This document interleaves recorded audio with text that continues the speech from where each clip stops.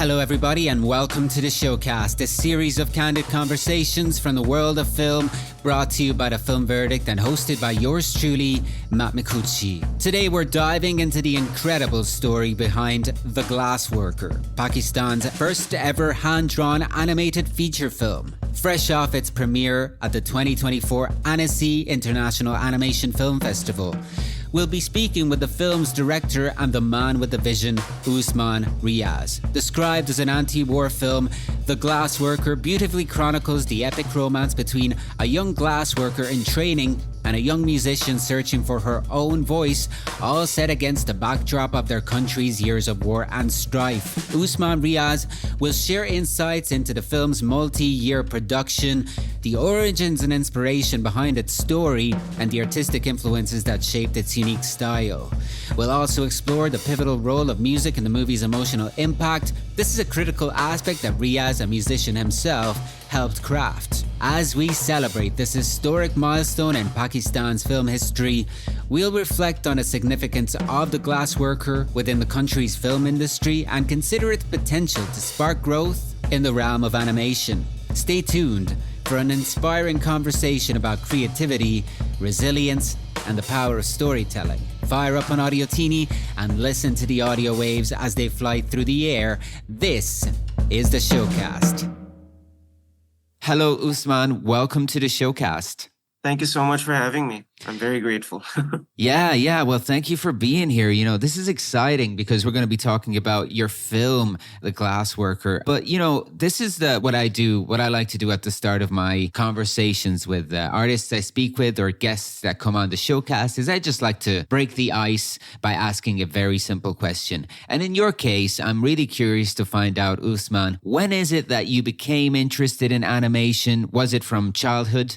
Definitely. I've been drawing since I could hold a pencil, and I've been obsessed with animation since I was a child. I watched the films of Walt Disney and Hayao Miyazaki over and over again, never thinking that I would enter the field. As a child, you don't think about those things. You just love and obsess over drawing.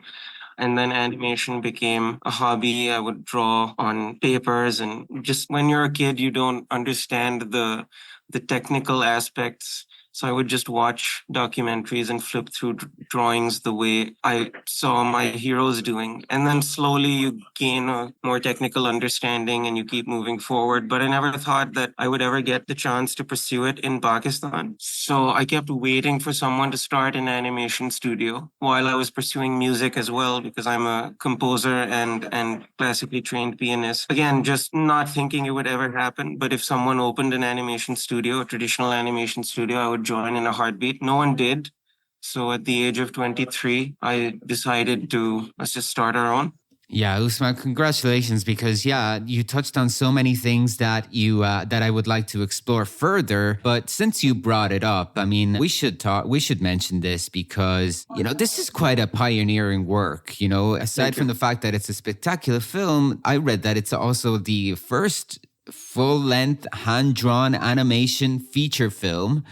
Yeah, I mean, how does that feel? I mean, you kind of hinted at it there, but it must not have been easy to even get the project off the ground. It was extremely difficult. This is Pakistan's first, as you said, feature-length, independent, hand-drawn animated film. And what I usually say is no one attempted to make a film like this because it always seemed so impossible. And it was only when we were plunged into it did I realize there's a reason nobody has ever attempted this. It is extremely hard to do in Pakistan. Pakistan has very little infrastructure for live action filmmaking. So you can imagine what animation is like. There is some good CGI work being done, but traditional animation, there's very, very little scope. Everyone who's doing it is either an enthusiast or they have smaller independent studios. Most of them were probably inspired by Mano's journey, but there's just very little scope, very little funding. All the money that we raised was privately raised as well. We didn't get any support from anyone. It was just a pure passion project and a labor of love, but also stubbornness. The reason I wanted to do it is because everyone kept saying it can't be done. And I kept saying that if you keep saying that, it'll never get done. Why can't it get done? We have to try. And I think in trying, it took 10 years. The Glassworker itself took 4.5 years to make in terms of production time, which is amazing. But there were 6 years building up to that 4.5 years of production time, where we set up the studio, we trained animators, we trained artists and background artists, and everybody worked very, very hard to get to the point where once we did get the funding to make the entire film, which was in 2019, we went in full swing and we finished the film on time, which is a huge achievement for me. Once our sales agent gave us the deadline, Khizr, who is the producer on the project and the CEO of Mano Animation Studios, and Mariam Paracha, who is the co-founder with me and the art director on the project, that was a huge achievement for us because normally these things go way over, but we were like, we've been doing this for so long, we've worked so hard to get to this point, let's finish on time, deliver the film on time, and see what happens. And I could not be more grateful.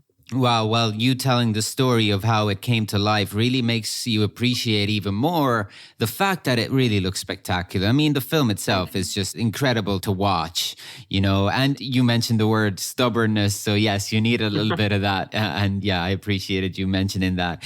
But yeah, aside from the fact that it's visually is quite stunning, there's actually a really great story also that is being told. So I'd like to ask you about the origins of this story. I mean, where did it come from and what were the themes that particularly interested you about this particular story? So I'll start off by saying that story is the most important thing when it comes to any movie, is especially an animated movie, because if the story is not impactful, but the visuals are beautiful, then you just have a bunch of pretty pictures. Animation is ultimately a vehicle for storytelling. So we gave utmost care to the story. And yes, there are some hard turns that the story takes, but that's all thematically relevant to what is happening to these characters. So I pretty early on was like, there are going to be some bold choices in this film, and a lot of people will be taken aback by those sudden shifts. But ultimately, the film is an anti-war film. So the story that I wanted to tell was about the devastation of war and also what happens to relationships and people during wartime. We don't usually see what happens to the civilians. We see war from a very, I would say, militaristic soldier's point of view, but what happens to regular people? And I believe that war is not the answer to anything. Ultimately, it's the people who suffer in the conflict, regardless of whoever the victor is. So I wanted those anti-war themes to be quite prevalent through the story and see the deterioration of Vincent and Elise's relationship because of that war and how it affects their relationship with their parents. See how the war just suddenly strikes their lives and how things are turned upside down because of it. So that's the war side of the film. But the other side is the act of creation. War is the act of destruction. And then the film is also about love. It's about relationships, and which is creation. So it's the antithesis, destruction versus creation. And specifically the craftsmanship side of the story. I am a musician and I'm also an animator and artist. So to capture those two nuances and feelings within the two characters, Vincent and Elise. Elise is a gifted violinist struggling to find her own unique voice on the instrument. And Vincent is an apprentice glassblower learning from his father in their artisan glass shop, which mirrors my journey as an artist and animator. And my music journey is mirrored in Elise's journey, where she discovers her own voice when she begins writing her own music. So I wanted to explore those themes through the story and just the visual metaphor of a glass shop set during wartime, the most fragile of substances in existence, in one of the most devastating things you can put it in. I thought that was an interesting visual metaphor. And the inspiration for the glass actually came when I was 16 years old. I went to Venice and saw the Murano glassblowers. And I was always curious as to why nobody has made a film on this, because the craft is so interesting and the process of making the glass is just as interesting as the end result.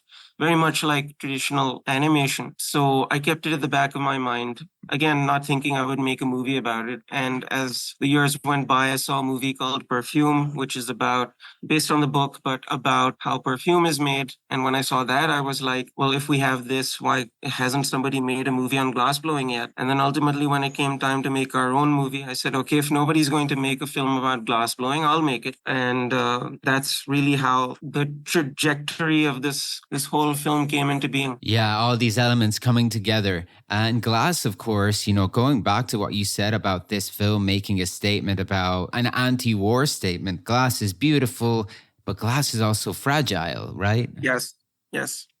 Interesting. So another thing that you mentioned is that you're a musician. And so this is something else that I wanted to ask you about before we maybe talk more about the visuals of the film, is this side of the project and overall process of making this movie, how you worked on the music and how you feel maybe working on this aspect of the film also allows you to have greater control on the emotions of the film and also on the atmospheres of the film? Absolutely. So I'm very grateful and very blessed to have a strong technical understanding of both mediums, which is filmmaking and animation and music. And through music, it actually gave me a wonderful tool to I could plan the visuals and then also precisely plan exactly the emotions and tone for the scene. I worked with a brilliant co-composer, a friend of mine from Berklee College of Music. And I told him early on that one day we'll work on a project together.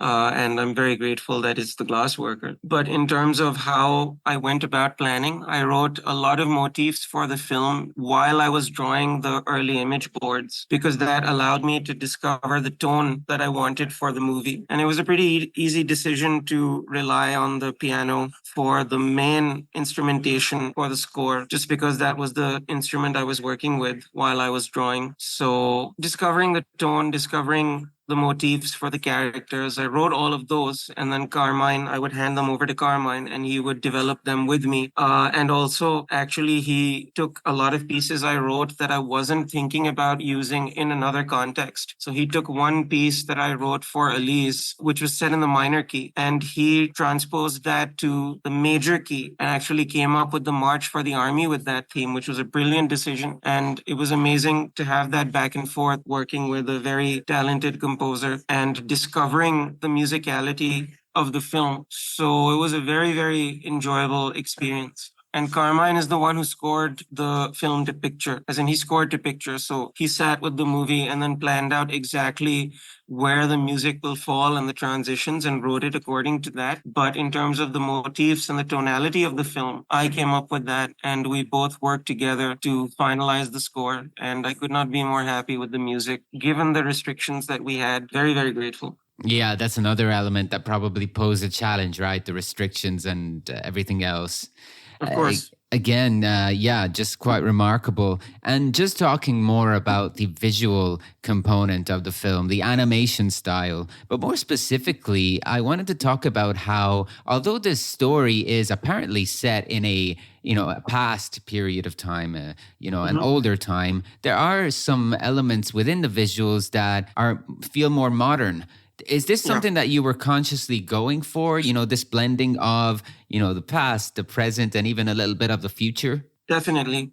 That's the magical thing about animation and specifically traditional animation. So I storyboarded the entire film and I planned out the look and tone while I was storyboarding. And the amazing thing is when you're drawing everything, suspension of disbelief becomes so much easier for the viewer because the world is created according to a certain set of art direction rules and animation rules that are much easier on an audience to accept versus when you watch a live action movie. And if we would try to blend all of these elements together, of course it can be done, but the blending of CG or in the past matte paintings with live action visuals and sets blended with CG environments, the suspension of disbelief is a little more difficult. I mean, once the viewer gets into the movie and accepts that these are the rules of the world, then it's much, much easier to get into it. But with animation, because it's all painted together, it's all planned together, all the colors are planned together, the visuals just become easier to accept. And what I wanted to do in terms of the setting is just blend all of the Eastern influences, the Western influences, the colonial architecture. We worked very hard with our art direction team to get